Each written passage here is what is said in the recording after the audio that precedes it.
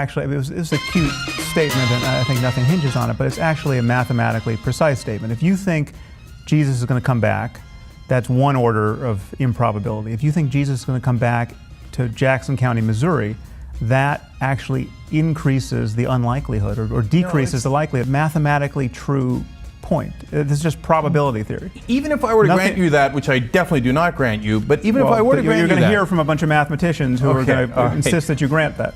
Okay, that's...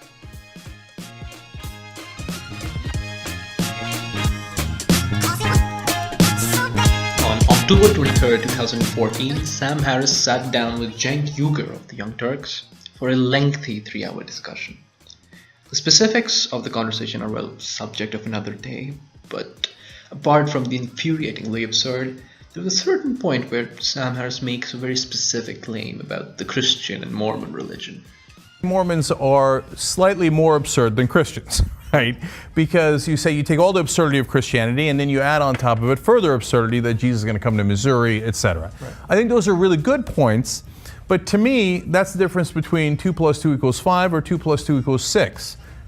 Neither one is true, so what difference does it make? Well, no, this is actually, it was a cute statement, and I think nothing hinges on it, but it's actually a mathematically precise statement. If you think Jesus is going to come back, that's one order of improbability. If you think Jesus is going to come back to Jackson County, Missouri, that actually increases the unlikelihood or decreases the likelihood.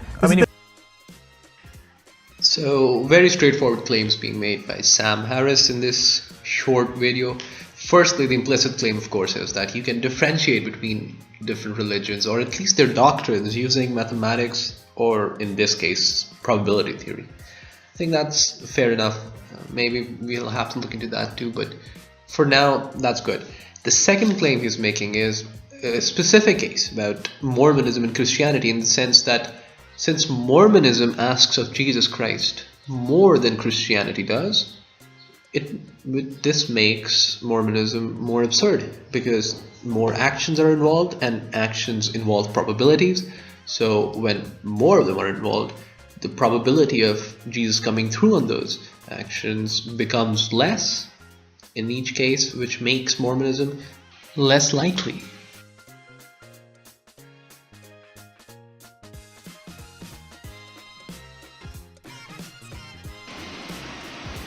So the problem with definitions was that during the course of the video, since it's not really something that they delve into deeper, it's really difficult to figure out what exactly are the definitions that Sam Harris is using. He does use the words order of probability, and he also does specify which particular doctrine of Christianity and Islam, forgive me, Mormonism he is using, but it's still not clear enough. So what I did was I opened up, I did a bit of digging, and found out that he had actually written a little more about it on his blog, the Sam Harris blog, where he wrote an article entitled "The Problem with Atheism," which, by the way, it's a good read, and Sam Harris had to face a lot of blowback from the atheist community for it. But in that article he writes that it is objectively the case. It's not simply the case in the minds of the religious people, but it is objectively the case that Mormonism is more absurd than Christianity, because Jesus has to do more in Mormonism than in Christianity. So it's important to take this particular quotation into context here. This is again from the exact article I was referring to, and here he puts into words his exact claim. That is, again, the same claim that I've been talking about, that Jesus in Mormonism has to come to Jackson County, Missouri, so it's more than likely. But have a look at the exact phrasing of what he's saying. You have to, whatever probability you assign to Jesus coming back, Sam says, you have to assign a greater probability to his coming back and keeping a summer house in Jackson County, Missouri. Now, he mentions whatever probability you assign to Jesus coming back. Now, as far as a Christian is concerned, or as far as a Mormon is concerned, as far as a religious person is concerned, if you're talking to them, surely they assign some kind of probability to Jesus coming back. But what of a person who does not believe in Jesus?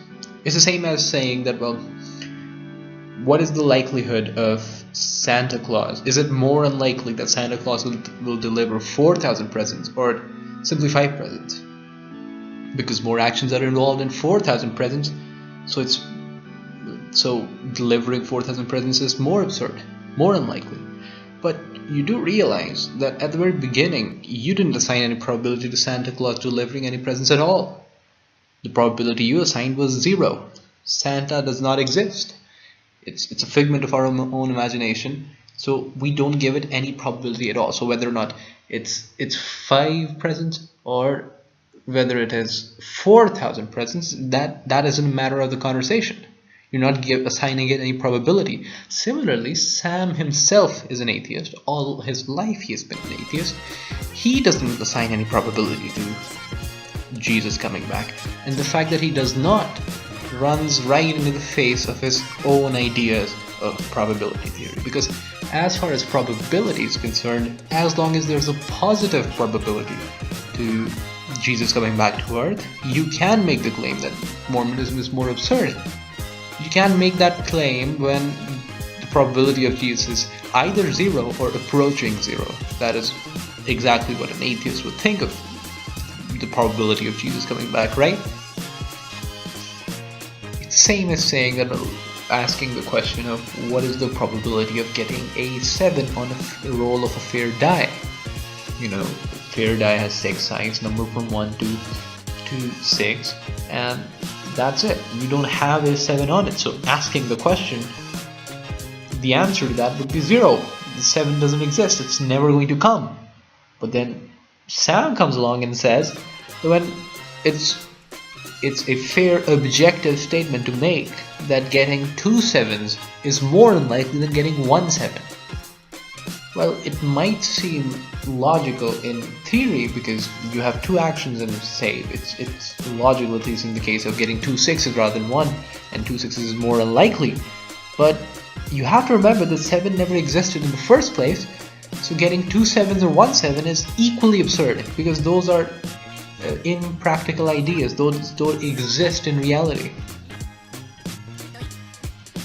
So in summary, because of the fact that Jesus returning is a 0 probability event, both Christianity and Mormonism are equally absurd. They're both nonsense.